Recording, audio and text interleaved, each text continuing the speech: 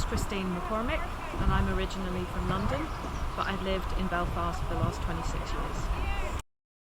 I was diagnosed in very early February 2018. I had gone for my first ever mammogram in the January, and I can remember when my husband dropped me off for that appointment. He said, "You don't have to have this done, you know."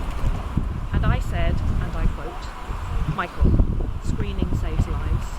Not for 1 minute thinking that I was in any way being prophetic about what was going to happen to me, but I just felt it was important.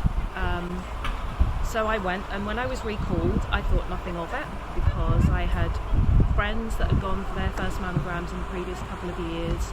They'd all been recalled. They had all come back normal.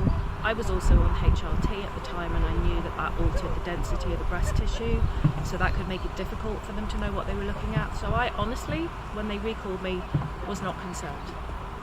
And I went to my recall appointment on my own, and when they took biopsies and all the rest of it, and they were brilliant in the way that they did it, warned me about the awful noise when they take a biopsy and all of that, and brought me back in and sat me down and did the whole, well, you probably sort of knew that something, and I was like, no. And you probably guessed from I was like, no. So when they told me I had cancer, it was like the bottom fell out of my world. The good thing for me was they said it's early and it's treatable. So that's what I held on to. Thankfully I avoided chemo, which was my greatest fear. I first found out about the Lag and Dragons when I was having my radiotherapy. It wasn't quite what I was expecting. I had thought that the dragon boats were those big wooden boats that I saw going down the lagoon with the big oars on them. So when I found myself in this boat low in the water, it was like, oh, what on earth is this? But I was reassured that they'd never capsized, so I thought, okay, let's give it a go. But just discovered fairly quickly that it was a great community, really great support, good fun. And actually, once I started to get the hang of the technique, really enjoyed it, enjoyed the challenge of it, like to kind of push myself a bit harder.